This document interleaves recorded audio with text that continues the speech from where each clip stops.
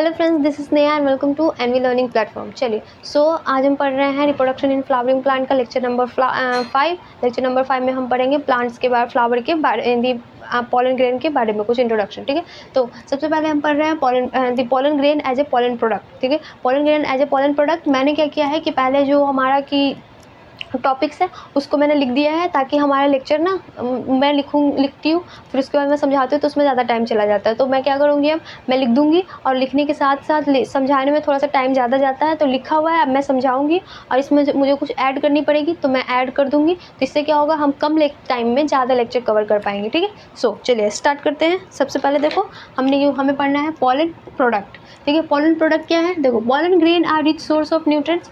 Pollen grain में सबसे ज़्यादा मतलब बहुत ज़्यादा मात्रा में न्यूट्रिएंट्स होती हैं। ठीक है, बहुत ज़्यादा मात्रा में क्या होती है, हमारी न्यूट्रिएंट्स होती हैं। और इट हैज़ बीन क्लेम्ड, ये क्लेम किया गया था। क्लेम का मतलब होता है कि इसको मतलब किसी पे क्लेम नहीं कर देते कि लाइक कि ब्लेम कर दिया गया था, क्लेम किया गया था। क्यों? क्योंकि इंक्रीज ये किया गया था कि पॉलन प्रोडक्ट का ना बहुत सारा यूज़ किया जाता है, मिस यूज टाइप का किया जा रहा था।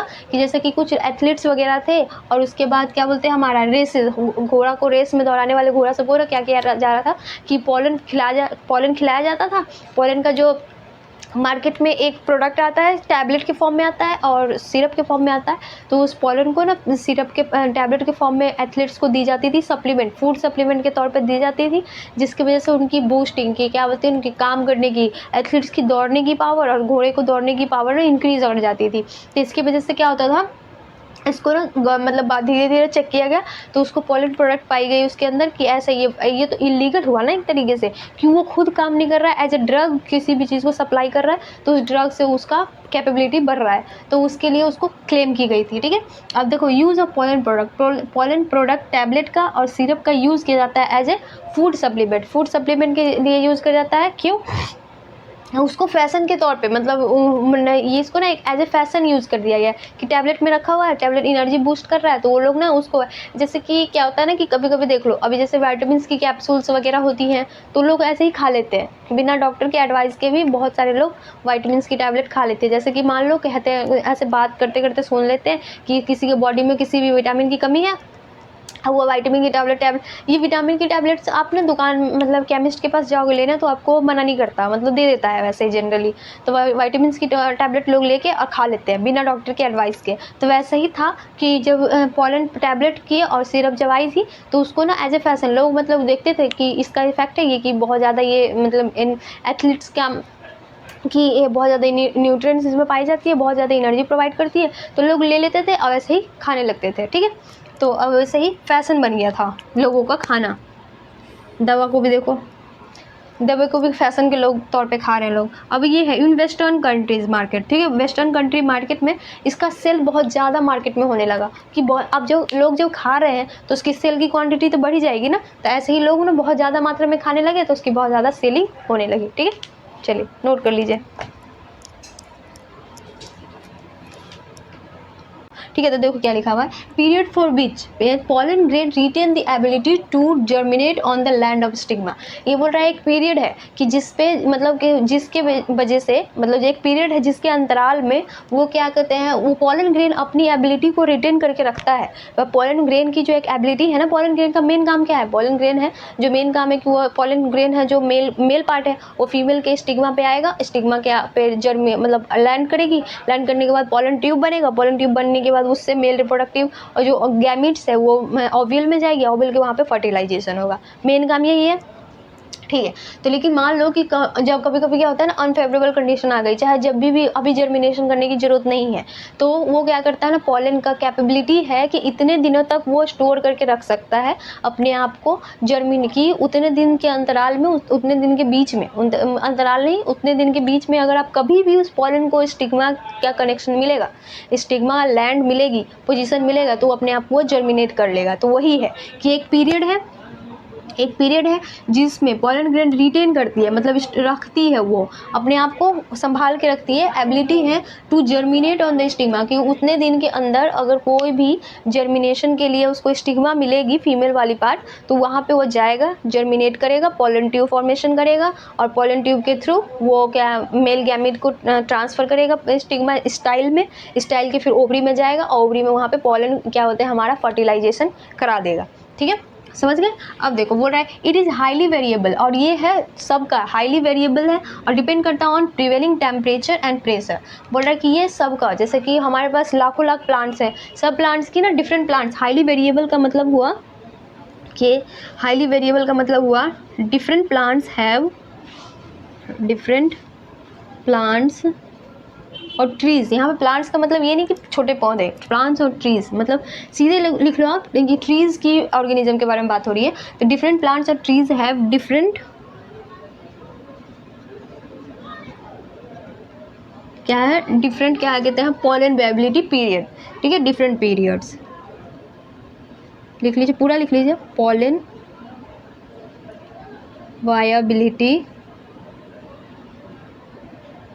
वायबिलिटी पीरियड, कि डिफरेंट प्लांट है तो उसके पास डिफरेंट वायबिलिटी पीरियड होगी। ठीक है, ये जैसे अभी हम लोग पढ़ेंगे कि जैसे सीरियल्स वगैरह की होती हैं, कि जैसे दाल्स पल्सेस हो गई, तो उसके मतलब बस 30 मिनट ही होता है, 30 मिनट के अंदर करना है तो करो, नहीं तो वो खत्म हो जाती है उनकी पोलन वायबिलिटी। ठीक है, और ये प्रीवेलिंग का मतलब है नॉर्मल टेम्परेचर पे भी है। ठीक है, कॉमन है, ये कॉमन टेम्परेचर, ये कॉमन और टेम्परेचर और ह्यूमिडिटी, मतलब ये हाईली वेरिएबल है और डिपेंड करता है कि उसकी टेम्परेचर होनी चाहिए कॉमन, और विएबिलिटी कॉमन होनी, ह्यूमिडिटी होनी चाहिए। सीड के जर्मिनेशन के लिए, किसी भी चीज़ के जर्मिनेशन के लिए क्या चाहिए, ह्यूमिडिटी तो मस्ट है, वो तो कंपलसरी है। ठीक है, समझ आ गया आपको, चलिए नोट कीजिए।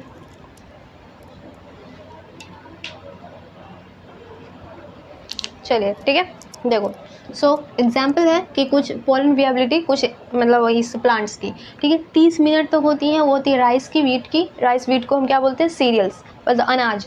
और उसके बाद है क्या बोलते हैं उसको, अब दूसरा है सेवरल मंथ्स, मतलब 30 मिनट हो गई, अब कुछ महीनों तक होती है रोजेसी फैमिली में, सोलेनेसी फैमिली में, लेगुमिनेसी फैमिली में। ठीक है, हाँ अब देखो ये है रोजेसी फैमिली में कौन कौन सी होती है, जैसे कि एग्जाम्पल मतलब याद करना नहीं है, बट याद कर लोगे तो कोई ये नहीं है। इसमें होती है वैसे एक रोज़ तो होंगी, ठीक है, जैसे पीच भी होती है।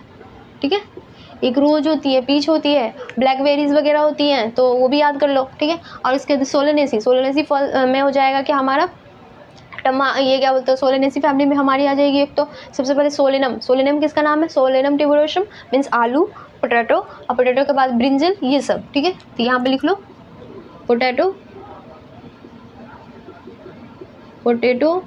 एंड ब्रिंजल, और बहुत सारी हैं, बट हमें पूरा का पूरा हमारा पूरा पोटैटो फैमिली जो सोलेनेसी फैमिली हमें पढ़ना ही है। ठीक है, इसको तो पूरा का पूरा हमें पढ़ना है, तो उसमें तो कुछ है नहीं, पूरा पढ़ेंगे। इसमें हमारा जो एलोवेरा वगैरह सब आता है, तो वो सारा का सारा हमें पढ़ना है। ठीक है, अब देखो, अब ये है लेगुमिनेसी का मतलब पल्सेस, दाल के लिए है, ये है पल्सेस के लिए होती हैं। ठीक है, लेगुमिनेसी दाल के लिए, पल्सेस वगैरह जितने भी ग्राउंड नट्स वगैरह होते हैं, ग्राउंड नट्स हो गए, सीरियल, ये है जो पल्सेस के लिए होती है। ठीक है, चलो याद कर लीजिए। चलिए ठीक है, तो हमारी क्या पोलन वायबिलिटी भी कंप्लीट हो गई। चलिए फिर नोट कर लीजिए भी। चलिए ठीक है, अब देखो, अब है हमारा पोलन बैंक क्या होता है, पोलन बैंक होता है, हाँ ये है pollen grain get store, pollen grain है जो स्टोर होती है फॉर सेवरल ईयर, मतलब बहुत सालों तक इसमें स्टोर होकर रहती है। फॉर क्योंकि फॉर फ्यूचर मतलब later use in plant breeding, मतलब आगे जाके जैसे प्लांट के मतलब ब्रीडिंग, मतलब इस मान लो कि आज हमने स्टोर करके रखा, अभी हम आगे तो बहुत सालों तक हमें यूज़ नहीं करना है, फिर उसको स्टोर करके रख लेते हैं कि अगले बार हम उसको यूज़ कर लेंगे, तो बहुत सालों तक उसको स्टोर करके रखते हैं, तो उसको बोलते हैं हम क्या बोलते हैं, उसको बोलते हैं ये प्लांट ब्रीडिंग के लिए, तो इसको एक प्रोसेस है, उस प्रोसेस को बोलते हैं क्रायो प्रिजर्वेशन। ठीक है, called cryo preservation.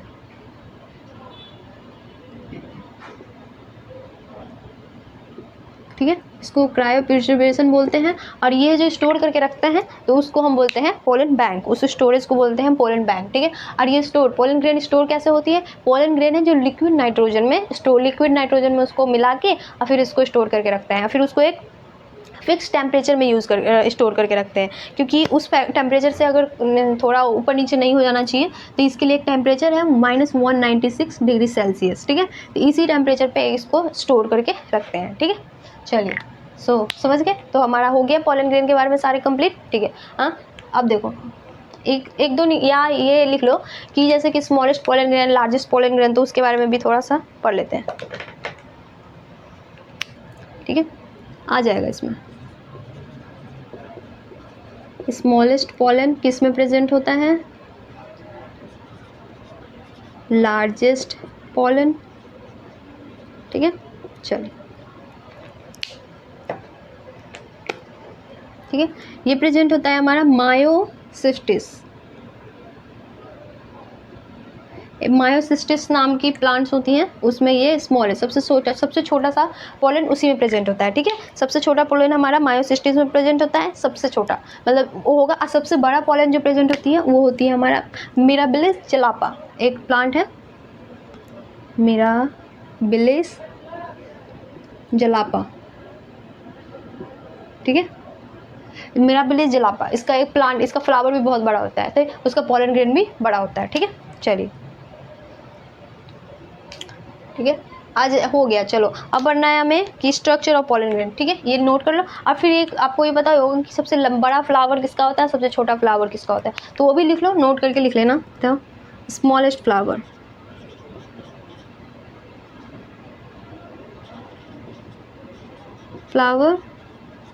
And largest,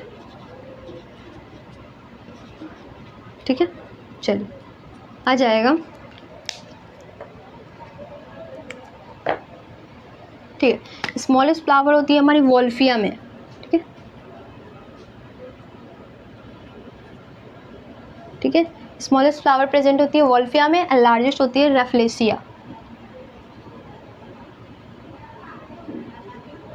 largest flower होती हैं वो रेफ्लेसिया प्लांट में, ठीक है। चलिए, ये तीनों चारों है जो एक्स्ट्रा पॉइंट है, बट याद करना चाहिए हमें। अब इतना बॉटनी पढ़ रहे हैं तो थोड़ा सा बहुत तो याद रहनी चाहिए ना हमें लाइफ में। चलो, ठीक है, नोट कर लीजिए। चलिए, देखिए, अब हमारा ये लास्ट है मेल रिप्रोडक्टिव पार्ट का। देखिए, उसमें पढ़ना है हमें, क्या पढ़ना है, structure and development of male gamete. Male gamete means pollen का स्ट्रक्चर और डेवलपमेंट के बारे में हमें पढ़ना है, ठीक है। देखो, तो सबसे पहले ये एक पोलन ग्रेन है। एक पोलन ग्रेन में कैसे मतलब गैमेट्स फॉर्मेशन होती है कि जैसे 2 गैमेट 3 गैमेट ऐसे होती है ना, तो वो पढ़ना है, तो वो कैसे बनता है, ठीक है। तो सबसे पहले है ऊपर वाला पोर्शन, उसको देखो, उसको क्या बोलते हैं। देखो, इस वाले पोर्शन को हम बोलते हैं, ये हमारा है एक्साइन, ठीक है। ये पोर्शन एक्साइन है। और देखो, यहाँ पे एक पोर्शन है जहाँ पे एक्साइन नहीं प्रेजेंट है, तो मैंने क्या बताया था, उस पोर्शन को क्या बोलते हैं, जर्म पोर, ठीक है। तो ये हमारी हो गई जर्म पोर, ठीक है। और ये अंदर वाली पोर्शन है तो उसको हम बोलते हैं एंटाइन। चलिए, सेम है। अब यहाँ इसमें भी वही, ये तीनों लेयर सब में प्रेजेंट होंगी, क्या, क्योंकि हमें आगे जाके जर्म पोर बनाना है, जर्म पोर है जो पोलन जर्म बनाती है, तो ये वाली पोर्शन तीनों सब में प्रेजेंट होंगी, ठीक है। अब उसके बाद ये क्या करता है, ये दोनों है जो आगे जाके डिवाइड करता है, और ये 2 वैक्यूल बनाती है, ठीक है। तो ये वाली पोर्शन दोनों, ये हमारा वैक्यूल है, ठीक है, वैक्यूल है। और ये हमारी है न्यूक्लियस, ठीक है, वैक्यूल है, ये न्यूक्लियस है, ठीक है। अब यहाँ पे क्या होगी, माइटोटिक डिवीज़न, मतलब यहाँ से माइटोटिक डिवीज़न होगी और यहाँ पे कुछ लेयर बन जाएंगे, ठीक है। तो यहाँ पे लिखिए, हाँ, माइटोटिक डिवीज़न, ठीक है। अब देखो, अब यहाँ पे क्या है, ये same as it is vacuole है, इस पोर्शन में ये वाली वैक्यूल है हमारी, ठीक है। और ये हमारी है जो स्पिंडल फाइबर है, एसिमेट्रिक है, याद रखना, एसिमेट्रिक स्पिंडल फाइबर बनती है यहाँ पे,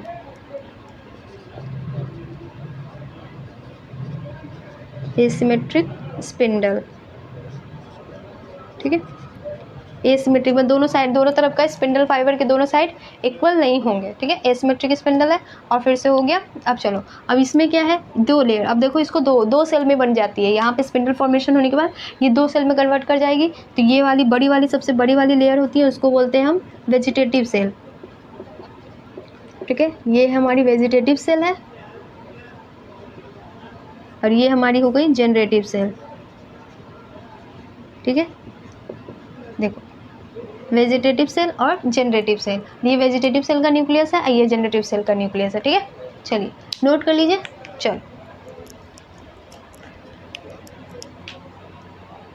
तो हमारी क्या बोलते हैं, मैंने पॉलन ग्रेन का आपको स्ट्रक्चर बता दिया है। अब पॉलन ग्रेन में 2 सेल्स होते हैं, एक होती है वेजिटेटिव सेल, दूसरी होती है जनरेटिव सेल। ठीक है, उसी को हमें पढ़ना है। ठीक है, वेजिटेटिव सेल देखो, अब मैंने ये स्ट्रक्चर भी बनाया, ये स्ट्रक्चर पीछे भी बनाया हुआ था बट यहाँ पे मैंने समझाने के लिए बनाया। देखो क्या है, ये एक ही आपके ये पूरी की पूरी हमारी पॉलन ग्रेन है। ठीक है, ये हमारी पॉलन ग्रेन का स्ट्रक्चर है। ठीक है, अब देखो पॉलन ग्रेन में है 2 सेल्स है, एक सेल है वेजिटेटिव सेल। वेजिटेटिव सेल सबसे बड़ी वाली जो लार्जर है, बिगर इन साइज, बिगर सबसे, ये जो पूरा का पूरा है, उसके बाद ये यहाँ तक जो पोर्शन है ये हमारी पॉलन ग्रेन है, ये वेजिटेटिव सेल है पॉलन ग्रेन का, और ये वाली पोर्शन जो है वो हमारी जनरेटिव सेल है। ठीक है, तो बिगर इन साइज, साइज में बड़ी होती है, इस दोनों के कंपेरिजन में बता रहा है, तो ये बिगर इन साइज, साइज में बड़ी होती है।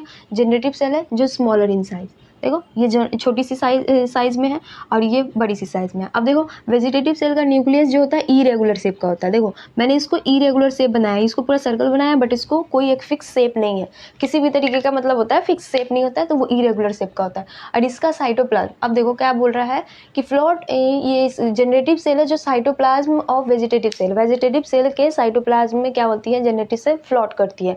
मान लो कि पूरा का पूरा ये हमारा वेजिटेटिव सेल है।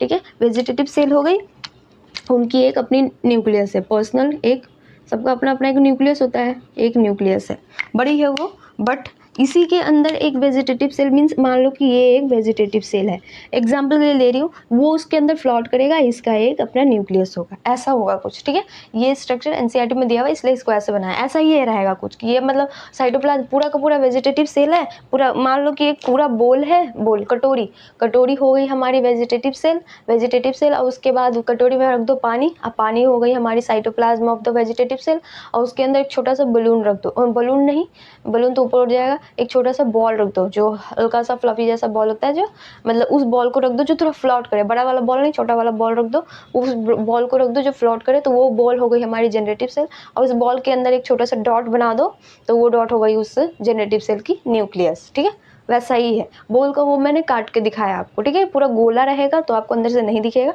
इसके उसको हमने काट के मैं समझा रही हूँ। अब हो गई, यही है। अब उसके बाद बोल रहा है कि ये रिजर्व फूड, वेजिटेटिव सेल है जो रिजर्व फूड होती है, मतलब वो पूरी की पूरी स्टोर करके फूड स्टोर करके रखती है। ठीक है, और जनरेटिव सेल है जो spindle shape dense cytoplasm nucleus, इसकी जो होती है जनरेटिव सेल की जो न्यूक्लियस होती है और ये साइटोप्लाज्म होती है वो स्पिंडल शेप्ड होती है। ठीक है, डेंस स्पिंडल शेप की होती है इसकी न्यूक्लियस, और इसके बाद ये डेंस साइटोप्लाज्म, मतलब इसका साइटोप्लाज्म बहुत ज़्यादा घना होता है, बहुत ज़्यादा डेंस्ड होगा। ठीक है, डेंस्ड साइटोप्लाज्म होगा उसका जनरेटिव सेल का। अब बोल रहा है कि रिजर्व फूड है जो वेजिटेटिव सेल रिजर्व फूड है जो आगे जाके, जैसे जनरेटिव सेल हमारा आगे जाके गैमीट बनाएगा, मेल गैमीट बनाता है ना, तो वो गैमीट जो बनाएगी तो उस गैमीट को न्यूट्रिशन प्रोवाइड करने के लिए वो generative cell reserve food store करके रखता है, ताकि वो आगे जाके जैसे जैसे वो बड़ा होगा तो वैसे वैसे उसको खाना चाहिए ना, तो वो खाना है, ये लाइक ए मदर, ये मतलब उसको ना न्यूट्रिशन प्रोवाइड कर रहा है, लाइक ए मदर के जैसे बिहेव कर रहा है, कि जैसे मान लो कि एक एग्जाम्पल कि ये पूरी की पूरी हमारी मदर टमी है, हाँ ऐसा समझ सकते हो कि ये हमारी हो गई मदर टमी, ये हमारी मदर की टमी हो गई, और ये बच्चा हो गया, तो इस बच्चे को ये रिजर्व फूड खाना प्रोवाइड कराएगी, मतलब न्यूट्रिशन प्रोवाइड कराएगी, ये न्यूट्रिशन प्रोवाइड कराएगा। ठीक है, ठीक है, एक दूसरे पर डिपेंडेंट है ये न्यूट्रिशन प्रोवाइड। मदर टमी कौन हो गई हमारी, वेजिटेटिव सेल, वेजिटेटिव सेल जो है वो मदर टमी के जैसे हो गई, और ये न्यूट्रिशन प्रोवाइड करेगा, ये हमारा आगे जाके जब गैमीट फॉर्मेशन होगा तब, तो इसी के लिए ये स्टोर करके फूड को रखता है। ठीक है, चलिए, और ये स्टोर फूड करके रखता है, इसी को हम एज ए सप्लीमेंट यूज़ करते हैं, जैसे मैंने बताया ना पॉलन ग्रेन को एज ए फूड सप्लीमेंट भी यूज़ किया जाता है। तो पॉलन ग्रेन को फूड सप्लीमेंट कैसे यूज़ किया जाता है, वो खाना खुद के लिए बनाया लेकिन इसको हमने यूज़ कर लिया। ठीक है, ये दिमाग में रख लो कि वो अपने लिए जो भी करता है प्लांट्स, वो जैसे अगर कोई ड्रग्स बनाती है, कोई हनी बनाता है, या फिर कोई भी प्लांट्स फ्रूट्स वगैरह, वो सब वो अपने लिए बनाता है, हमारे लिए नहीं। या फिर उसका एक्सक्रीट प्रोडक्ट होती है, मतलब उसकी वेस्टेज होती है जो हम खाते हैं, वो प्लांट्स की वेस्टेज होती है या प्लांट्स का प्रोडक्ट होता है लेकिन उसके एज ए वेस्टेज भी होता है या फिर एज ए डिफेंस यूज़ करके बनाते हैं, वो सब कुछ करके बनाते हैं, लेकिन हम उसको एज ए यूज़ कर लेते हैं अपने के लिए, खाने के लिए। जैसे कि देखो हनी भी जो हमें हनी देती है, वो हनी उनके कोई काम की नहीं है, वो वेस्टेज है, उनके लिए वेस्ट है। हनी उनके लिए वेस्ट है जो हमारे लिए हम खाते हैं। बहुत सारे ऐसी चीज़ें जो प्लांट्स के और एनिमल्स की वेस्टेज को हम एज ए यूज़ करते हैं, हम अपने लिए अपने एज ए प्रोडक्टिविटी यूज़ करते हैं। एग्जाम्पल के लिए ले लो, हनी का एग्जाम्पल दे दिया। अब प्लांट्स जैसे कि धतूरा वो सब हो गई, वो सब प्लांट्स किस लिए बनाता है? क्योंकि वो इसलिए बनाता है प्लांट ताकि खुद को प्रोटेक्ट कर सके वैसे इन्वायरमेंट से या वैसे प्लांट्स को। वही इतने बड़े बड़े धतूरा, वो नशीली दवा इसलिए धतूरा लगा मतलब वो बना देता है ताकि उसको कोई दूसरा प्लांट उसको खा ना सके, वो बर्बाद ना कर सके उसको। सबसे बड़ी एग्जांपल। अब इसको देखो, गाय गोबर करती हैं, उसको भी हम यूज़ कर लेते हैं एज ए गोबर का उपले बना के। सब पहले ज़माने में जो ये बनता था गैस पे, चूल्हे पे जो खाना बनता था, तो हम उसको यूज़ करते हैं, ठीक है। उनके लिए जो प्रोडक्ट वेस्ट है वो हम अपने लिए उसको एज ए यूज़फुल प्रोडक्ट ले लेते हैं, ठीक है। तो वैसा ही है, तो ये रिजर्व फूड उसके लिए वेस्टेज भी हो सकता है और अच्छे भी हो सकता है। अब वो अपने लिए रिजर्व फूड बनाया, वेजिटेटिव सेल रिजर्व फूड अपने लिए स्टोर करके रखा है। चलो भाई कि जब मेरे जनरेटिव सेल बड़ा होगा तो उसको न्यूट्रिशन प्रोवाइड होगी। लेकिन हम क्या करते हैं, हम उसको पोलन ग्रेन को एज ए फूड सप्लीमेंट ले लेते हैं, तो वो पोलन ग्रेन आगे जाके जनरेशन नहीं कर पाएगा ना, वो पोलन ग्रेन तो वहीं पर ख़त्म हो गया। जैसे कि जिस पोलन ग्रेन को आप ले लिए, अब जिस फल को आप खा चुके हो, उस फल से आप दोबारा से बड़ा प्लांट नहीं बनेगा ना। जैसे आम का पेड़ खा गए, गुठली, हम बहुत सारी चीज़ की सीड्स खाते हैं, सीड्स से ही पूरा प्लांट बनता है। तो जिस पेड़ का आप सीड खा चुके हो, उस सीड को दोबारा से वो प्लांट नहीं बनेगा, तो आप खा गए। तो वैसे ही है, पोलन ग्रेन को आप खा गए, फूड सप्लीमेंट के जैसे यूज़ कर लिए, तो वो आगे जाके तो दूसरा प्लांट बनाएगा नहीं। तो वैसा ही है, चल नोट कर लीजिए।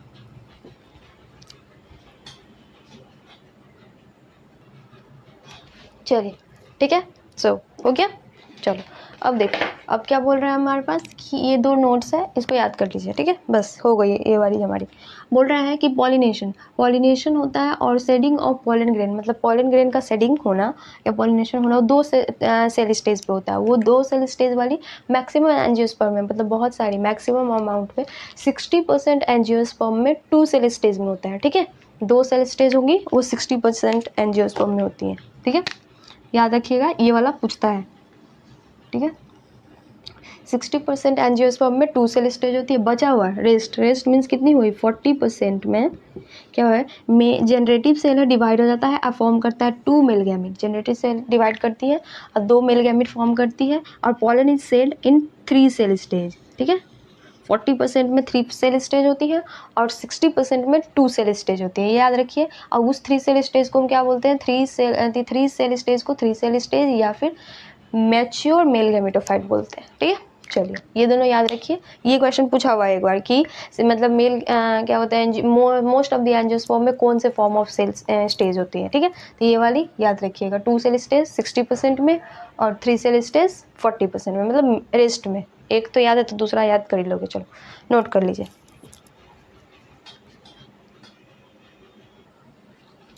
चलिए ठीक है, सो अब स्टार्ट करते हैं हम female reproductive part of the flower, मतलब फ्लावरिंग प्लांट का फीमेल रिप्रोडक्टिव पार्ट, ठीक है। फीमेल रिप्रोडक्टिव पार्ट में पढ़ना है the pistil, megasporangium and embryo sac, ठीक है।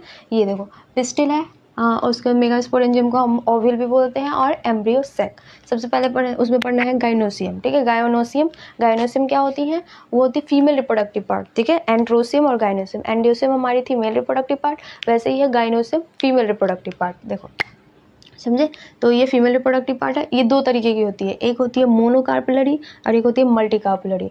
मोनो का मतलब होता है 1, देखो ये मोनो का मतलब क्या होता है 1, तो जिसमें एक कार्पेल हो तो उसको हम बोलते हैं मोनोकार्पेलरी, ठीक है। जिसमें एक सिंगल का बस एक ही कार्पेल हो तो उसको बोलते हैं मोनोकार्पेलरी, और मल्टी का मतलब मोर देन 1, ठीक है। कार्पेल का मतलब यहाँ पे क्या है, पिस्टिल को हम दूसरा नाम कार्पेल भी बोलते हैं। तो आप यहाँ पे सीधे लिख लो, यहाँ पे लिख लो पिस्टिल है, यहाँ पे कार्पेल लिख लीजिए, ठीक है। पिस्टिल को हम कार्पेल भी बोलते हैं, तो यहाँ पे लिख लीजिए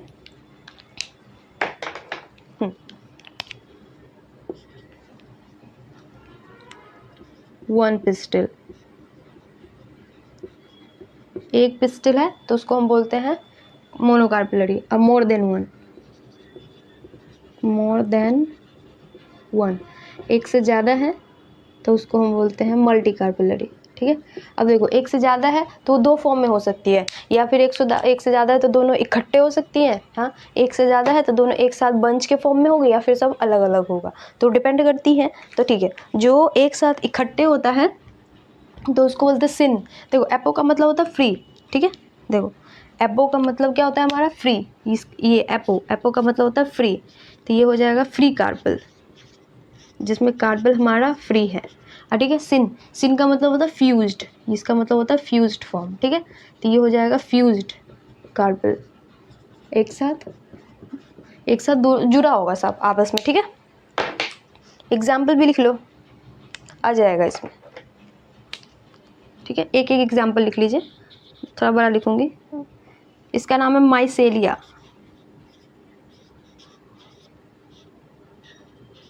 दिख रहा होगा आई होप। हाँ, इसको पेपेवर, ठीक है।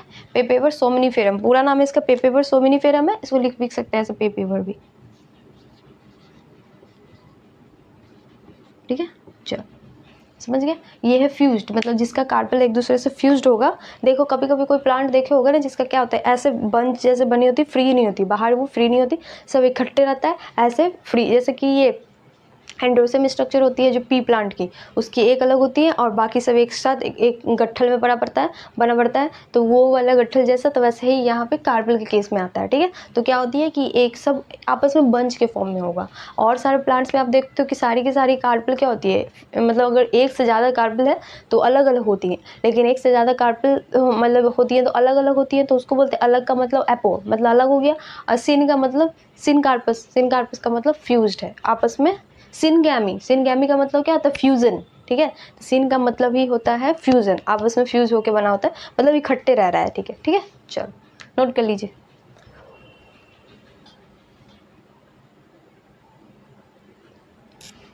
चलिए ठीक है। सो अब देखो, अब हमें पढ़ना है the pistol, parts of pistol. Pistol पढ़ लिया, पिस्टल का पार्ट्स पढ़ना है, ठीक है। तो पिस्टल में होता है सबसे पहला स्टिग्मा, स्टाइल और ओवरी, पहले भी पढ़ चुके हैं। स्टिग्मा, अब देखो ये स्ट्रक्चर है पिस्टल का, ठीक है। देखो इसमें स्टिग्मा कौन सा पोर्शन होगा और स्टाइल कौन सा होगा और ओवरी कौन सा होगा, वो देखते हैं, ठीक है। देखो ये पोर्शन हमारा है स्टिग्मा, ठीक है। ये हमारा स्टाइल है, ये ओवरी है, ठीक है। और ये थैलेमस है, जिससे जुड़ी रहती है ये फ्लावर से, ठीक है, थैलेमस, ठीक है, समझ गए। चलो अब बोल रहे हैं स्टिग्मा क्या होता है। स्टिक का मतलब होता है जुड़, चिपकना। हाँ, माँ, ठीक हो, माँ मतलब याद रख लो, कर लो कि कार्पेल है, कार्पेल मतलब मदर वाली पार्ट, तो मदर मतलब माँ। और स्टिक मतलब जहाँ पे आके पोलन ग्रेन जहाँ पे चिपकेगी उसको बोलते हैं हम स्टिग्मा, ठीक है। ऐसे याद रख लो, स्टिग मतलब चिपकना, माँ के साथ जो मतलब चिपक जाएगा पोलन, तो उसको बोलते हैं स्टिग्मा। ये है landing platform for pollination, means pollen grain आएगी तो वहाँ पे जहाँ पे पोलन ग्रेन आके जो यहाँ पे रुकती है ना, कि ऐसा, ये आपको ऐसा दिखाया हुआ है लेकिन कुछ ऐसा स्ट्रक्चर रहता है इसका, ऐसा स्ट्रक्चर रहता है जिसपे यहाँ पे आके आपका पोलन है, जो बेसिकली पोलन जो होगी आपकी यहाँ पे आएगी यहाँ, और यहाँ से फिर यहाँ से पोलन ट्यूब बनेगा, ठीक है।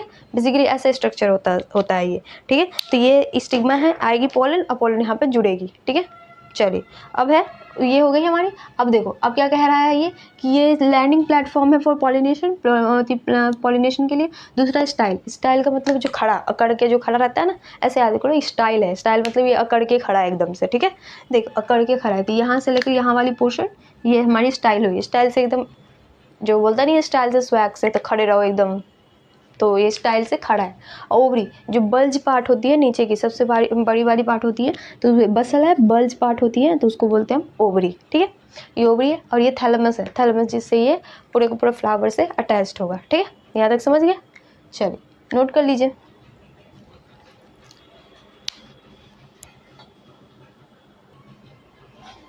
देखो मैंने एक चीज़ नहीं बताया, देखो हमारे पास ना एनसीईआरटी में 4 पेज में दिया हुआ है। देखो हाँ, देखो ये आपको दिख रहा होगा, देखो दिख रहा है ये पेज, हाँ, पेज नहीं दिख रहा है तो आप सामने तो एनसीईआरटी लेके बैठते ही हो, जब भी पढ़ा करो ना तो एनसीईआरटी साथ में लेके पढ़ा करो। तो जब मैं एनसीईआरटी आपको बोलूँ खोलने तो आप उसको ओपन करके देख सकते हो। पेज 25 में देखिए, ये चार आपको मतलब डायग्राम दिया हुआ है, 4 डायग्राम दिया, जिसमें से पहला डायग्राम मैंने बना दिया है। पहला डायग्राम जो hibiscus means China rose plant होती है ना, उस प्लांट की फ्लावर की है, ये वाली है जो चाइना रोज की है। अब उसके बाद दिखाया हुआ है दो जो आपका ये क्या बोलते हैं, मोनोकार्बुलरी का था। ये मोनोकार्बुलरी मीन्स एक ही कार्बल है, बट और सारे जैसे 2 पढ़ा ना हमने कार्बल वाला, तो 2 पढ़ा था, एक मोनोकार्बुलरी थी, एक मल्टी कार्बुलरी। अब देखो इसमें 2 दिया हुआ है, तो ये दोनों जो है ये दोनों आपका मल्टी कार्बुलरी वाली है, ठीक है। ये और ये दोनों मल्टी कार्बुलरी वाली है, लेकिन ये मल्टी कार्बुलरी सिन कार्बस है मीन्स फ्यूज्ड वाली है। देखो ये देखो लिखा भी हुआ है यहाँ पे कि सेकेंड नंबर पे कि मल्टी कार्बुलरी है जो सिन कार्पस है। सिन कार्पस का एग्जांपल मैंने क्या बताया, पेपेवर। तो पेपेवर का एग्जांपल है सेकेंड बी वाला, और थर्ड वाला जो है मल्टी कार्बुलरी एपोकार्पस है, ठीक है, जो मल्टी कार्बुलरी है और एपोकार्पस मतलब फ्यूज नहीं है, अलग अलग वाली है। तो इसका एग्जांपल मैंने क्या बताया था, माइसेलिया। तो माइसेलिया का है। और थर्ड और उसके बाद फोर्थ है वो है एनाट्रोपस ओव्यूल। तो मैंने फर्स्ट समझाया, मैं आपको फोर्थ समझाऊंगी। सारा डायग्राम आप एनसीईआरटी से देख सकते हो, उतना डायग्राम बोर्ड पे लिखने की जरूरत नहीं है, ठीक है, मैंने समझा दिया, बस हो गया, ठीक है। अब ये वाला मैं समझाऊंगी क्योंकि ये इंपॉर्टेंट है, ठीक है। ये वाली अभी मैं बना रही हूँ, ठीक है। चलिए, बस अगर जहाँ पे समझाने का होगा तो मैं एनसीईआरटी से आपको बोलूँगी या पेज ऑन खोल के रखना, तो इससे क्या होगा ना, हमारा टाइम भी बचेगा और मैं एनसीईआरटी में आपको जो इंपॉर्टेंट है वो समझा दूँगी, ठीक है। चलिए, ये नोट कर लिए होंगे, चलिए कर लीजिए। चलिए देखो, ठीक है, अब हमें पढ़ना है ओव्यूल। ओव्यूल क्या होता है, एक है ये लिखा हुआ है इंटीगुमेंट इन डेहिसेंस स्पोरेंजियम, मतलब अब ये टूटा हुआ नहीं है, एक पूरा इंटीगुमेंट से कवर्ड है, ठीक है। इंटीगुमेंट मतलब होता है बाहरी लेयर, उससे कवर्ड है, तो उसको हम बोलते हैं क्या, उसको हम बोलते हैं ये ओव्यूल, ठीक है। चलिए, अब मैंने इसका डायग्राम बनाया, ठीक है। अब उसके बाद लेबलिंग अभी कर रहे हैं, ठीक है। लेबलिंग इसलिए नहीं किया ताकि आपको समझ आ जाएगा अच्छे से, ठीक है। देखो इस पेन से लेबलिंग कर लेते हैं, ठीक है। अब देखो ये वाली पोर्शन हमारी क्या है, ये इसको हम बोलते हैं फ्यूनिकल, ठीक है। इस वाले पोर्शन को हम बोलते हैं फ्यूनिकल, ठीक है। और ये वाली पोर्शन है उसको हम बोलते हैं हाइलम, ठीक है। ये वाली पोर्शन है इसको बोलते हैं हम माइक्रोपाइल, दिख रहा होगा आई होप आपको, हाँ ठीक है, ये माइक्रोपाइल, ठीक है, समझो। और ये माइक्रोपाइल के अंदर मतलब एक जो होती है ना माइक्रोपाइलर पोर होती है, छोटी सी पोर होती है, तो उसको बोलते हैं माइक्रोपाइलर पोर। यहाँ पे लिख लो माइक्रोपाइलर पोर, होल या पोर, ठीक है, ये माइक्रोपाइलर पोर है, ठीक है। चलिए, अब उसके बाद है ये इंटीगुमेंट है। इंटीगुमेंट ये भी है, ये भी इंटीगुमेंट है। तो एक होती है आउटर इंटीगुमेंट, एक होती है इनर इंटीगुमेंट। तो इसको लिखिए आउटर इंटीगुमेंट, आउटर इंटीगुमेंट, ठीक है। आउटर इंटीगुमेंट ये है हमारी इनर इंटीगुमेंट,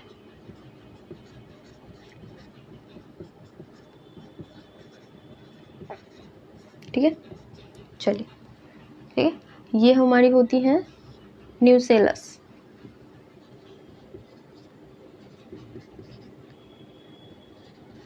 ठीक है। चलो, न्यूसेलस हो गई। ये है एम्ब्रियोसैक, एम्ब्रियोसैक, ठीक है। ये चलाजल है पोर्शन, ये चलाजल पोर्शन है, ठीक है। ये एक दो होती है एंड, एक चलाजल, ये माइक्रोपाइलर एंड होती है, एक चलाजल एंड होती है। इसी बेसिस पे इसको क्या बोलते हैं ना, इसी बेसिस पे माइक्रोपाइलर और चलाजल और माइक्रोपाइलर बेसिस पे ही, और ये एम्ब्रियो इसी शेप के ओरिएंटेशन पे ना इसको तीन बहुत सारे टाइप में मतलब इसको बांटा गया है कि ये एम्ब्रियो कितने, ये ओव्यूल कितने तरह के होते हैं। तो इसी सब टाइप्स में ओव्यूल को बहुत सारे फॉर्म में बांटा गया है, तो वो ओव्यूल का फॉर्म भी हम आगे देखेंगे, ठीक है। तो लिख लो चलाजल पोल, यहाँ पे लिख लो माइक्रोपाइलर पोल, ठीक है। ये सब रीज़न है, ठीक है। इस सबको अभी हम एक एक करके पढ़ेंगे, बस इसमें नेमिंग कर लो, ठीक है। चलो लिख लीजिए।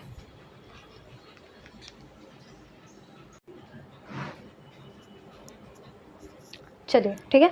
सो अब हम वो सारे के सारे स्ट्रक्चर्स को, इसके जो पार्ट्स हैं उसको एक एक करके पढ़ेंगे, ठीक है। देखो, तो मैंने इसको रब नहीं किया है, मैं इसको आपको ऐसे करके समझाऊंगी, ठीक है, इसीलिए रब नहीं किया। देखो, सबसे पहले पढ़ना है हमें फ्यूनिकल। फ्यूनिकल क्या होता है? देखिए, फ्यूनिकल एक स्टॉक है, ठीक है, एक स्टॉक है ऑफ द ओव्यूल। ओव्यूल का विच कि ovule by which ovule represent करता है, अटैच होती है प्लेसेंटा से। जिन्स मतलब ये है एक स्टॉक है, स्टॉक का मतलब एक स्टैंड है, ठीक है, एक स्टैंड है जिससे ना आगे जाके ओव्यूल है, जो हमारी पूरी की पूरी ओव्यूल है। मान लो कि ये हमारी ओव्यूल है, ये प्लेसेंटा से जो अटैच्ड होंगी, तो उस अटैच करने के लिए जो एक स्टॉक है, मतलब एक स्टॉक का मतलब एक मतलब बेस है, मतलब एक स्ट्रिंग टाइप का है, मतलब स्टिक टाइप का, तो उसको बोलते हैं हम फ्यूनिकल, ठीक है। फ्यूनिकल हो गया। अब सेकंड पोर्शन है फ्यूनिकल के बाद हमें क्या पढ़ना है? हाइलम। देखो, हाइलम कहाँ है? ये वाली पोर्शन हमारी हाइलम हुई, ठीक है। हाइलम क्या है? हाइलम एक पोर है, ठीक है, जंक्शन है बिटवीन ओव्यूल और फ्यूनिकल। फ्यूनिकल और ओव्यूल के बीच में जो जंक्शन है, ये वाली हमारी हो गई फ्यूनिकल, और ये पूरी की पूरी ओव्यूल, तो दोनों के बीच का जो जंक्शन है उसको बोलते हैं हाइलम, ठीक है। अब उसके बाद इंट्यूगमेंट। इंट्यूगमेंट का मतलब होता है कवरिंग, प्रोटेक्टिव कवरिंग, मतलब एक तरीके से बोल लो ना इसका कि इंट्यूगमेंट का मतलब ऊपर का छिलका टाइप का है, ठीक है, हर चीज़ का ऊपर का, जैसे पेरिकार्प होता है ना ऊपर का लेयर, तो वही है। ये है प्रोटेक्टिव इन्वेलप, मतलब ऊपर से कवर करने वाली इन्वेलप है। जैसे प्याज को छीलते हो तो ऊपर से लेयर नहीं आता, लेयर बाई लेयर, तो ऐसा ही ओव्यूल के अंदर है, ओव्यूल का ऊपर का लेयर है, ठीक है। चलो, ठीक है, तो ये है इंट्यूगमेंट है, प्रोटेक्टिव लेयर है, ये लेयर है जो प्रोटेक्टिव है, प्रोटेक्शन प्रोवाइड कराती है, प्रोटेक्टिव लेयर है। और ये सराउंड करती है ओव्यूल, ओव्यूल के बॉडी को, पूरा ओव्यूल को सराउंड करके रखती है, घेर के रखती है चारों तरफ से, मतलब प्रोटेक्ट करके रखती है। और ये एक भी हो सकता है या एक से ज़्यादा भी हो सकता है, मतलब किसी किसी में एक ही इंट्यूगमेंट होती है और किसी किसी में एक से ज़्यादा होती है, 2 होती है या 3 होती है, तो वो डिपेंड करता है, ठीक है। तो ये है, इसीलिए मैंने लिख दिया है कि 1 और मोर देन 1, ठीक है। चलिए नोट कर लीजिए।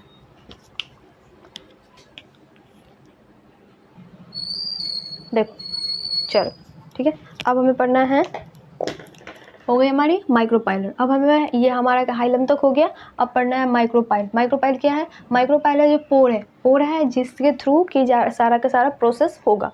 देखिए, एक पोर है और एक पैसेज है, ठीक है, पोर और यहाँ पे बीच में और लगा दो, पोर और पैसेज है, प्रेजेंट होता है at the tip of the ovule. ये ओव्यूल का मीन्स ये ऐसे करोगे तो ये ऐसे वाली पोर्शन है, ठीक है, तो ये टिप वाली पोर्शन है क्योंकि हाइलम से अटैच्ड है, तो हाइलम से अटैच्ड ये टिप वाली पोर्शन है, ये बसल पोर्शन है, ठीक है।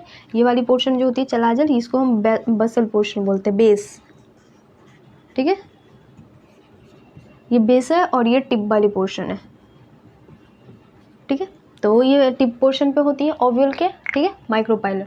और वो है जो इस यहाँ पे इंटीग्यूमेंट नहीं होगा, माइक्रोपाइलर पोर्शन पे हमारा इंटीग्यूमेंट नहीं होता है। देखिए, यहाँ पे ये वाली दोनों पोर्शन थी हमारी, ये और ये इंट्यूगमेंट है, तो ये दोनों इंट्यूगमेंट हमारे माइक्रोपाइलर पोर्शन पे क्या है? एब्सेंट है, तभी तो वो एक पोर बना रहा है, तो माइक्रोपाइलर पोर बोलते हैं जिसको, ठीक है। तो यहाँ पे क्या है? इंट्यूगमेंट हमारा एब्सेंट होता है। अब दूसरा है चलाजल। चलाजल देखो, ये वाली chalazal opposite to micropylar end. Micropylar end से जस्ट अपोजिट है ये वाला। अगर माइक्रोपाइलर हुआ तो ये हमारा चलाजल रीजन है। तो चलाजल रीजन, और ये रिप्रेजेंट क्या करता है? Basal portion of the basal part of the ovule. Ovule का जो बसल पार्ट है, अगर आपसे पूछा कि बसल ओव्यूल का बेसल पार्ट कौन सा है और उसका टिप पोर्शन कौन सा है, तो आपको याद रखनी पड़ेगी, ठीक है, ये पूछ देता है कभी कभी, ठीक है। अब देखो, अब है न्यूसेलस, ठीक है। न्यूसेलस क्या है?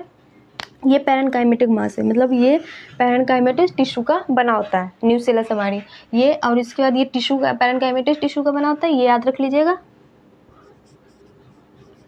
ठीक है। और उसके बाद क्या है? ये इनक्लोज करता है विद इन द इंट्यूगमेंट। ये इंट्यूगमेंट है हमारी, ये 1 2, और इसके अंदर जो इनक्लोज्ड है उसको बोलते हैं हम क्या? न्यूसेलस, ठीक है। चलिए नोट कर लीजिए।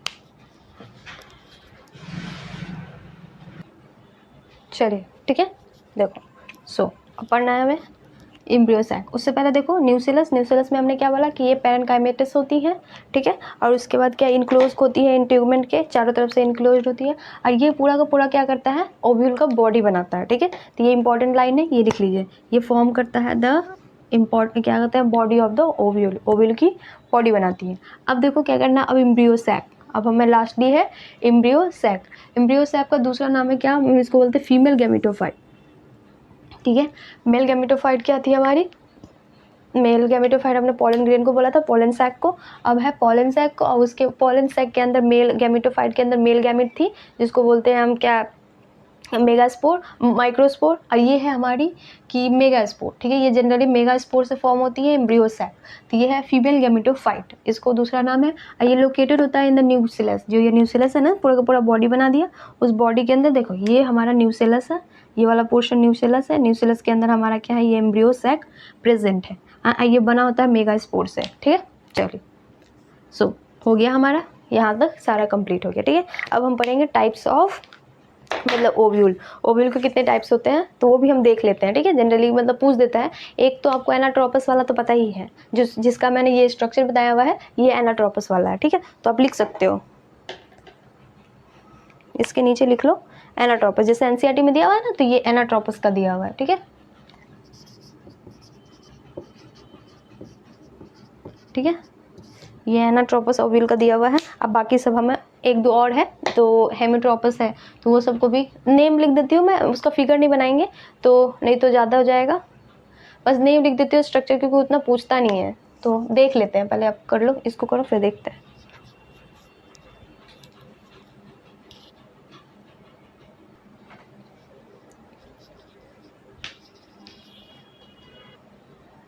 चलिए, ठीक है। सो अब पढ़ना है हमें टाइप्स ऑफ ओव्यूल, ओव्यूल के टाइप्स, ठीक है। तो मैं उसके शॉर्ट लिखवा रही हूँ और स्ट्रक्चर मैं बता दूंगी, बिकॉज बिना स्ट्रक्चर के आपको समझ में आना थोड़ा मुश्किल है, ठीक है। देखो, सबसे पहले पढ़ना है ऑर्थोट्रोपस, ठीक है। ऑर्थोट्रोपस क्या होता है, जिसमें माइक्रोपाइल, चलाजा और फ्यूनिकल तीनों के तीनों स्ट्रेट लाइन में होते हैं। मीन्स ये हो गई, तो यहाँ पे आपकी माइक्रोपाइल होगी, ये वाली यहाँ पे इसकी ये बेसल पोर्शन में आपको चलाजल होगी, और फ्यूनिकल मतलब ये हुआ, ठीक है। ये आपका ओव्यूल हुआ, तो ये फ्यूनिकल स्टैंड है, तो ये फ्यूनिकल, माइक्रोपाइल और ये चलाजा सब एक लाइन में होगी, तो उसको बोलते हैं हम ऑर्थोट्रोपस, ठीक है। देखो, यहाँ पे मैंने इसका स्ट्रक्चर बनाया है, तो ये माइक्रोपाइलर इंड है, ये चलाजल इंड है, और ये इसका फ्यूनिकल, तीनों के तीनों एक लाइन में है, तो इसको बोलते हैं ऑर्थोट्रोपस, ठीक है। ऑर्थोट्रोपस होता है, ये एग्जाम्पल है इसका, क्या, पाइपर एंड पॉलीगोनम और एक साइकस, ये तीनों का एग्जाम्पल लिख लीजिएगा, एग्जाम्पल पूछता है। और इसके बाद मोस्ट प्रिमिटिव है, मतलब बहुत पुराना वाला है, ठीक है, ये ज़्यादा नया नहीं है, तो इसको याद कर लीजिए। हाँ, ये मोस्ट प्रिमिटिव है, मतलब बहुत पुराना है, ठीक है। चलिए, सेकेंड है ऑर्थोट्रोपस के बाद एनाट्रोपस। एनाट्रोपस जो हमने अभी देखा, ठीक है, जैसे मैंने एनसीईआरटी में बताया ना आपको। हाँ, ये देखें, जैसे ये वाली है, ये एनाट्रोपस है, ठीक है, दिख रही है आपको ये वाली, ये एनाट्रोपस है। तो देखो, एनाट्रोपस क्या है हमारा, ये मोस्ट कॉमन है, मीन्स अभी वाले टाइम में हमारे पास सबसे ज़्यादा कॉमन है, जो जितनी भी फैमिलीज़ है ना हमारे प्लस प्लांट की, तो वो सारी की सारी फैमिलीज़ में क्या होती है, एनाट्रोपस सबसे ज़्यादा प्रेजेंट होती है, ठीक है। तो देखो, एनाट्रोपस है जो कि इसमें क्या होता है कि पूरा का पूरा आपका क्या होता है ना, ये 180 डिग्री, मीन्स ये ऐसा था, अब ये ऐसा होने, ये हमारा ऐसा था, अब ये ऐसा हो जाएगा, पूरा का पूरा 180 मुड़ जाएगा, ठीक है। तो ये ऐसा ही कुछ ऐसा हो जाता है, मतलब मैं हाथ पे ऐसा कर नहीं सकती, ऐसा रह जाता है, ठीक है, ये ऐसा बन जाता है, पूरा का पूरा 180 पे मुड़ जाएगा, तो उसको बोलते हैं। इसका स्ट्रक्चर मैंने नहीं बनाया, क्योंकि मैंने पहले बनाया था, उस स्ट्रक्चर को आप यहाँ पे लिख लीजिएगा, सेम वही स्ट्रक्चर है, ठीक है, उसी स्ट्रक्चर को ड्रॉ कर लीजिएगा। अब इसमें ये 180 एंगल पे मुड़ जाता है, और इन्वर्टेड ओव्यूल हो जाती है। अब ये ओव्यूल क्या है, पहले ओव्यूल हमारी कुछ इस तरीके से थी, ठीक है। हाँ, अब ये ऐसे मुड़ गई, तो फिर ये बन नहीं पा रहा, हाथ से नहीं बन पाएगा, कुछ ऐसे मुड़ गई है, ठीक है। तो ये ऐसे मुड़ गई, ऐसे बन जाती है, इन्वर्टेड ओव्यूल है, तो इसको बोलते हैं इन्वर्टेड ओव्यूल। आपको देख के भी पता चल रहा होगा कि ये इन्वर्टेड ओव्यूल ही है। देखो, ये ओव्यूल इन्वर्टेड है, इन्वर्टेड ओव्यूल बन जाती है। और उसके बाद बोल रहा है मोस्ट, ये एग्जांपल है इसका कि मोस्ट कॉमन ओव्यूल है, ये बहुत सारे कॉमन ओव्यूल है। और एग्जांपल क्या है, 80% फैमिली, मतलब जितने भी एनिमल प्लांट किंगडम में, प्लांट्स में जितने भी फैमिलीज होती हैं, उसमें 80% फैमिलीज में क्या होती है, एनाट्रोपस ही ओव्यूल पाया जाता है, ठीक है। ये याद रख लीजिएगा कि 80% ऑफ फैमिली, जितने भी फैमिलीज होती है, उसमें 80% में हमारी एनाट्रोपस भी वाली ओव्यूल ही होती है। अब देखो, इसका ये है micropyle come close to hilum. अब देखो, माइक्रोपाइल हमारी हाइलम के क्लोज में आ गई ना। देखो, ये हमारी क्या थी, ये देखो, ये वाली पोर्शन हमारी हाइलम है, ये पोर्शन हमारी हाइलम है, और हाइलम इस माइक्रोपाइल के पास में आ गई। यहाँ पे बनाएंगे तो ये पोर्शन हमारी हाइलम होगी, हाइलम के बाद कितने दूर बाद माइक्रोपाइल है, लेकिन यहाँ पे ऐसा मोड़ दिया हमने, तो माइक्रोपाइल के जस्ट पास में क्लोज में आ गई हाइलम, तो उसको वो वाला इसी में होता है बस, ठीक है। ये सब एक फीचर है, ये फीचर सब याद कर लीजिएगा, ये फिगर वहाँ पे ड्रॉ कर लीजिएगा, ठीक है। लिख लीजिए, फिगर के बारे में मैं लिख दे रही हूँ यहाँ पे। फिगर लिखना है, ड्रॉ करना है आपको 2.7 का डी, 2.7 का डी फिगर आपको ड्रॉ करना है, ठीक है। चलिए, नोट कर लीजिए।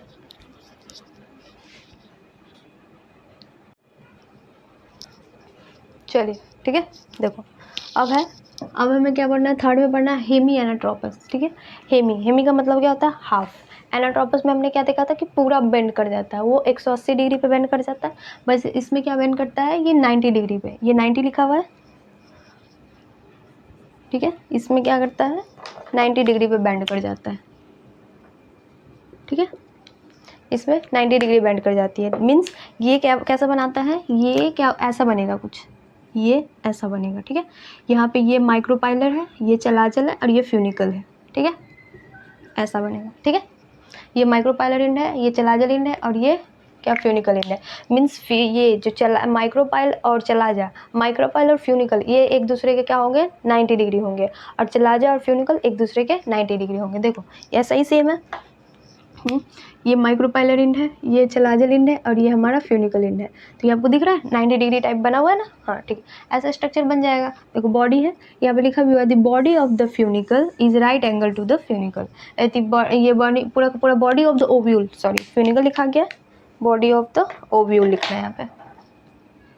ठीक है, देखो body of the ovule, ovule का जो बॉडी होता है वो राइट एंगल होता है टू द फ्यूनिकल। ओव्यूल का जो बॉडी है वो फ्यूनिकल के राइट एंगल पे होता है। ठीक है, समझ आ गया, ऐसे 90 डिग्री पे होंगे। ठीक है, अब देखो, अब इसका एग्जांपल है, याद एग्जांपल, बस एग्जांपल याद रखिएगा। ठीक है, पूछ दे, ये इतना डिटेल नहीं पूछता है बट मैं लिखवा दे रही हूँ, क्योंकि अगर मान लो पूछ दिया तो फिर पढ़ना चाहिए ना हमें थोड़ा सा, ये थोड़ा बहुत एक्स्ट्रा पढ़ लेना चाहिए। अब ये अब देखो, ये हेमियानोट्रोपस हो गया, और इसके बाद है कैम्फाइल, ये है कैम्फाइलोट्रोपस। कैम्फाइलोट्रोपस क्या होता है, ये सेम होता है हेमियानोट्रोपस के जैसा, लेकिन इसमें क्या होता है, इसका जो माइक्रोपाइलर जो हमारी इंड है ना, वो थोड़ी सी टिल्ट हो जाती है, मतलब थोड़ा सा मुड़ जाता है। ठीक है, बस ये दोनों में यही डिफरेंस है।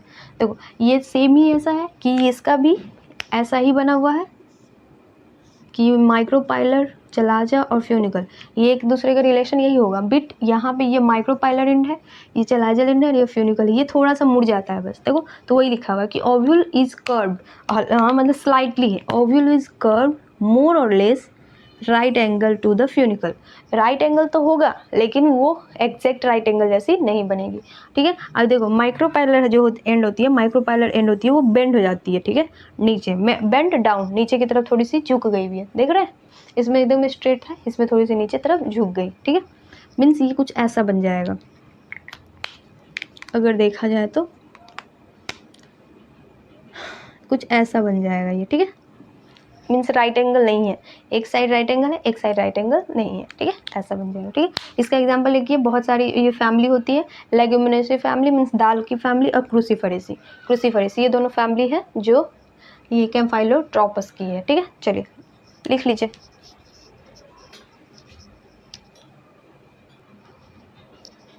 देखिए ठीक है, सो अब देखो, अब हमें क्या पढ़ना है,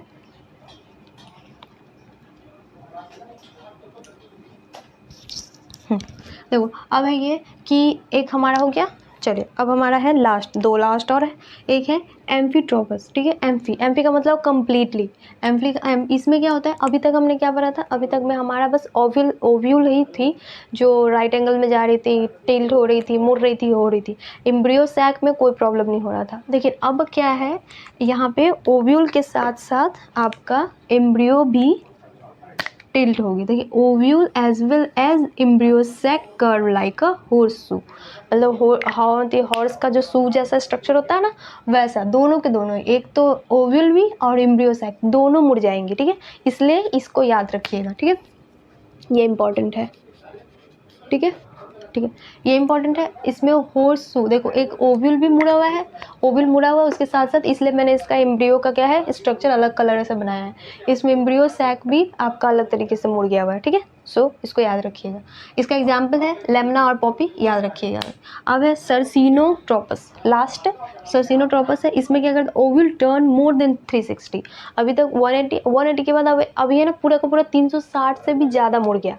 ठीक है, 360 एंगल से भी ज़्यादा एंगल मुड़ गया तो उसको बोलते हैं हम सर्सिनोट्रोपस। और इसमें सो फ्यूनिकल है बिकम क्वाइल्ड। अब एक है जैसे कि पूरा स्ट्रेट थी, अब बार बार उसको मोड़ोगे तो फ्यूनिकल बहुत ज़्यादा क्वाइल्ड हो जाएंगे ना। देखो तो ये फ्यूनिकल है, फ्यूनिकल एकदम क्वाइल्ड हो गया, ये पूरा का पूरा मुड़ जाता है, ठीक है। तो इसका एग्जाम ये है। और उस ओविल के अराउंड, चारों तरफ ओविल के अराउंड मुड़ जाता है तो उसको बोलते हैं सर्सिनोट्रोपस। इसका एग्जाम्पल है ओपनसिया और एक प्लम्बैगो, क्या है, प्लम्बैजिनोसिस। क्या ये सब एग्जाम्पल है। तो उतना ही सब आपको कुछ नहीं देगा, बट मैंने लिखवा दिया है बिकॉज थोड़ा बहुत हमें एक्स्ट्रा पढ़ना चाहिए कि मान लो कि अगर वो थोड़ा सा एक्स्ट्रा दे दिए तो ये सब आपको होना चाहिए, ठीक है। एकदम से एनसीईआरटी ही लेके चलेंगे तो वैसा भी ठीक नहीं है। एनसीईआरटी तो पढ़ना ही पढ़ना है, एक्स्ट्रा अगर आपको टाइम मिले या फिर आपको पढ़ने का मन करे तो ये भी पढ़ लेना, लेकिन इसमें से आएगा नहीं इतना। ये दो याद कर लेना। एक जो हमने एनाट्रोपस पढ़ा, तो एनाट्रोपस तो हमारी कंपलसरी है बिकॉज एनसीईआरटी में 80% से भी ज़्यादा फैमिली एनाट्रोपस करती है मेजोरिटी में, तो वो। और दूसरा है ये वाला याद कर लेना एम्फीट्रोपस, कि एम्फीट्रोपस अगर मान लो कि पूछ दिया जाए कि एक जो ओविल तो मूर्ति ओविल होती है कर्व, उसके साथ साथ क्या बोलते हैं ओविल के साथ एम्ब्रियो सैक भी किस में कर्व होता है, तो ये वाली याद कर लीजिएगा, ठीक है। और ये दोनों ज़्यादा इंपॉर्टेंट है, बाकी सब थोड़ा बहुत एक बार देखोगे तो फिगर बना दिया है मैंने इसलिए क्योंकि फिगर बना दिया तो आपको ईजिली समझ आ जाएगा, ठीक है। चलिए एक बार से दो बार देखोगे तो समझ आ जाएगा। चलिए नोट कर लीजिए।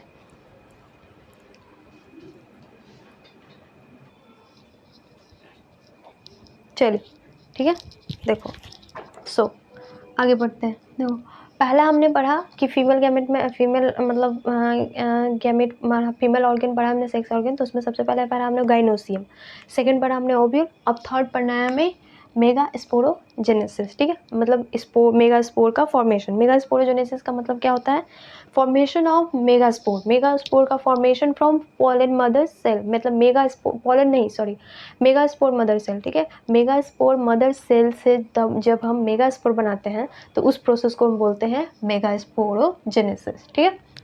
यही है formation of megaspore from megaspore mother cell. Megaspore जैसे कि हमने formation of pollen from pollen mother cell से बनाए थे, तो उसको हमने क्या बोला था कि वो पोलन फॉर्मेशन बोला था ना कि माइक्रोस्पोरोजेनेसिस। माइक्रोस्पोर वहाँ पे हमारी पोलन हुई थी, तो यहाँ पे हमारी मेगास्पोर का फॉर्मेशन पोलन मदर सेल या फिर मेगास्पोर मदर सेल। उसका मतलब है जो एक दोनों को बनाने का एक बेस है जिससे निकल के बनता है तो उसको मदर सेल बोलते हैं, ठीक है। तो उस वही है। अब दूसरा देखो क्या लिखा है, ओव्यूल।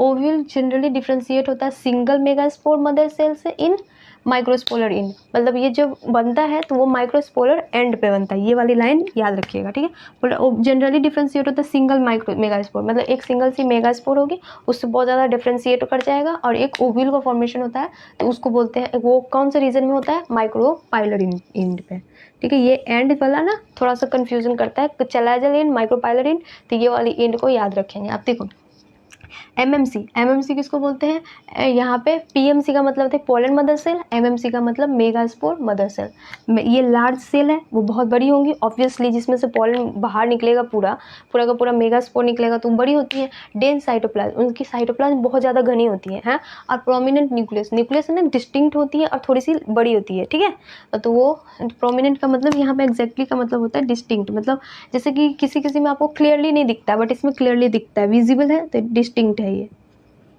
ठीक है। डिस्टिंक्ट न्यूक्लियस होती है। अब प्रोमिनेंट मतलब बहुत ज़्यादा लार्ज अमाउंट लार्ज साइज का होता है, ठीक है। चलिए नोट कर लीजिए।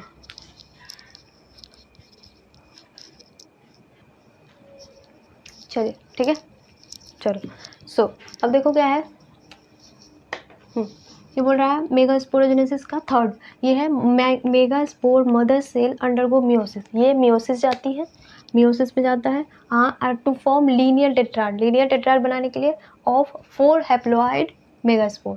4 हैप्लॉइड मेगास्पोर का एक लीनियर टेट्राड बनाने के लिए वो मियोसिस के अंदर जाती है। मियोसिस मैंने पहले बता रखा है क्या होता है, मियोसिस मतलब रिडक्शनल डिवीजन, ठीक है, रिडक्शनल डिवीजन, ठीक है। देखो इससे क्या होता है, आउट ऑफ बीच, जिसमें से मतलब 4 का 4 ये 4 हैप्लॉइड मेगास्पोर बनता है, 4 हैप्लॉइड मेगास्पोर, जिसमें से 3 डीजेनरेट हो जाती हैं और एक ही जो है क्या होता है फंक्शनल होता है, ठीक है। एक हमारी फंक्शनल होती है और 3 डीजेनरेट हो जाती है। और डीजेनरेट कौन सी पोर्शन होती है, जो 4 में से 3 जो ऊपर वाला जो मतलब माइक्रोपाइलर एंड वाला होगा, वो माइक्रोपाइलर एंड वाला 4 डीजेनरेट हो जाएंगी और एक बचेगा जो चैलाजल एंड वाली, वो हमारी आगे जाके फंक्शन होगा, मतलब उसी से आगे पूरा का पूरा हमारा ओव्यूल का जो पूरा एम्ब्रियो सैक का एम्ब्रियो बनेगा, उससे जब फ्यूजन हो जाएगा तो पूरा बनेगा। ठीक है, देखो अब ये स्ट्रक्चर बनाया हमने। ठीक है, कि जैसे कैसे कैसे स्ट्रक्चर से ये फॉर्म होता है। सबसे पहले क्या है, एक लार्ज मेगास्पोर मदर सेल है। एक large megaspore mother cell normally ऐसी रहती है, चारों साइड इसका एक न्यूक्लियस दिया हुआ है, और ये पूरा का पूरा मेगास्पोर मदर सेल है, और वो ये माइक्रोपाइलर इंड है, और ये नीचे वाला आपका चलाजल इंड हो जाएगी। ठीक है, वैसे तो आप लिख ही लोगे, माइक्रोपाइलर के जस्ट अपोजिट वाली इंड होती है तो उसको हम चलाजल इंड बोलते हैं। ठीक है, ये चलाजल इंड है। ठीक है, और इसके बाद क्या है, अब ये आगे क्या करी, ये एक डायड फॉर्मेशन करती है। सबसे पहले एक पूरा मेगास्पोर मदर सेल है, मेगास्पोर मदर सेल से एक डायड फॉर्मेशन होगी, तो डायड फॉर्मेशन में ये डिवाइड हो जाएगा दो सेल, दो फॉर्म में। तो ये मेगास्पोर मदर सेल दो फॉर्म में डिवाइड हुई, तो एक बनी ये छोटी सी, एक सी बड़ी सी, तो उसको बोलते हैं मेगास्पोर डायड। और सेम है माइक्रोपाइलर इंड, नीचे है ये चलाजल इंड। ठीक है, ये चलाजल इंड छूट गया था, चलो चलाजल इंड है, ये भी चलाजल इंड है। ठीक है, ये चलाजल इंड है। और फिर इसके बाद क्या करते हैं, और फिर ये और आगे जाएगा डिवाइड करेगा, ये डिवाइड करता है tetrad of microspore, microspore megaspore, not microspore, sorry, tetrad of megaspore, megaspore का टेट्राड बनाएगा। ठीक है,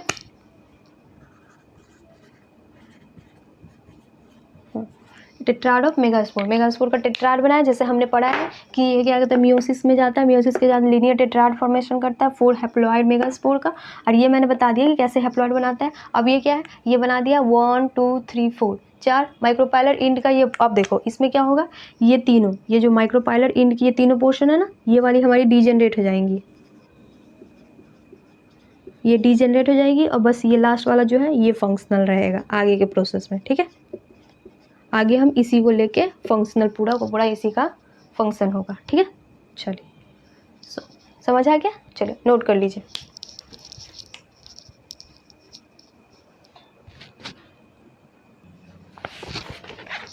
चलिए ठीक है, हो गया। चलो अब एनसीईआरटी में क्वेश्चन दिया हुआ है, उस क्वेश्चन को भी कर लेते हैं।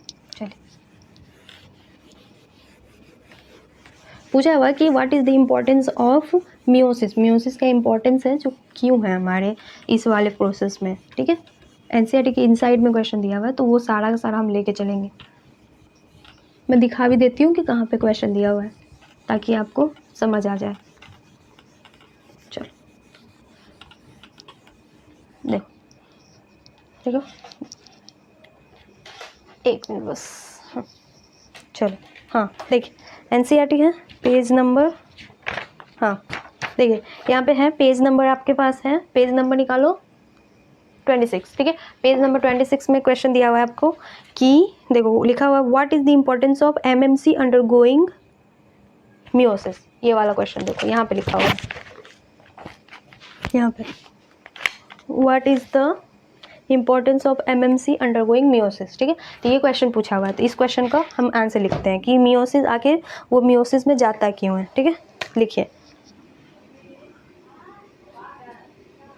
इम्पोर्टेंस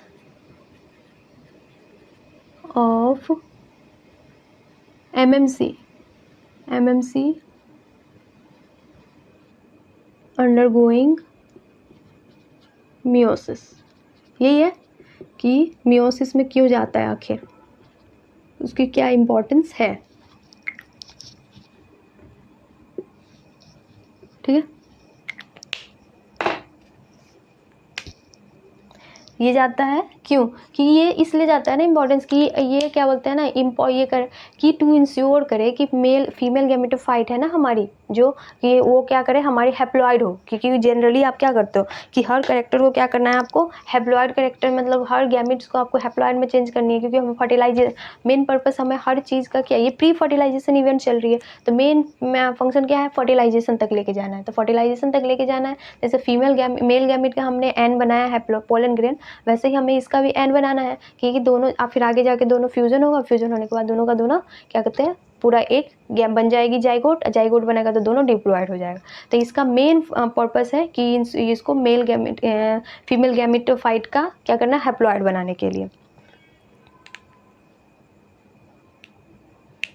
ठीक है, लिख लीजिए, सीधे लिख लीजिए, to ensure that the female gametophyte गैमेटो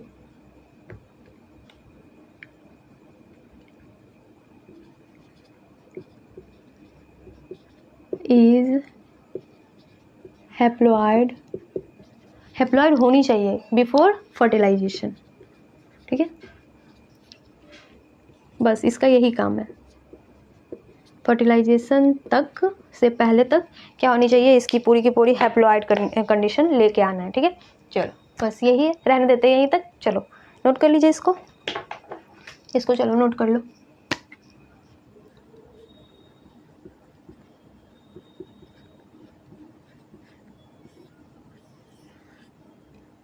ठीक है, चलो इसको नोट कर लीजिए। और बस इसमें अब थोड़ा सा बचा हुआ है कि डेवलपमेंट, अब मतलब एम्ब्रियो बन गई, अब एम्ब्रियो का फॉर्मेशन होता है तो टेट्राड के बाद कैसे कैसे एम्ब्रियो बनेगी फाइनली, तो वो पढ़ना है बस। और उसके बाद हम पढ़ेंगे कि ट्रांसफ़र, अब यहाँ तक हो गई, ये हो जाएगी गैमेट प्री फर्टिलाइजेशन का गैमेट फॉर्मेशन, और गैमेट फॉर्मेशन के बाद गैमेट का ट्रांसफर मीन्स पॉलिनेशन वगैरह पढ़नी है, ठीक है। चलिए ठीक है, एनसीईआरटी पढ़िए, बस एनसीईआरटी पढ़िए। और ये मेरा जो ये वाला जो मैंने थोड़ा एक्स्ट्रा इसलिए लिखवा दिया है ताकि आप दूसरे बुक से उसको आपको ढूंढने की जरूरत नहीं पड़ेगी, बिकॉज एक दो क्वेश्चन देखोगे तो आपको वो क्वेश्चन बाहर से आएंगे, मतलब सारे एनसीईआरटी से नहीं होते हैं। एनसीईआरटी में एक लाइन दे दी जाती है, बट वो लाइन को आपको डिस्क्राइब करके तो पढ़ना है ना, इसीलिए टीचर्स की रिक्वायरमेंट होती है। एनसीईआरटी एक है ना कि क्या बोलते हैं उसको, आप खुद से नहीं पढ़ सकते हो। पहली बार पढ़ोगे ना तो आपको ऊपर ऊपर से चला जाएगा, सेकंड बार पढ़ोगे फिर थोड़ा लगेगा थोड़ा पढ़ा है।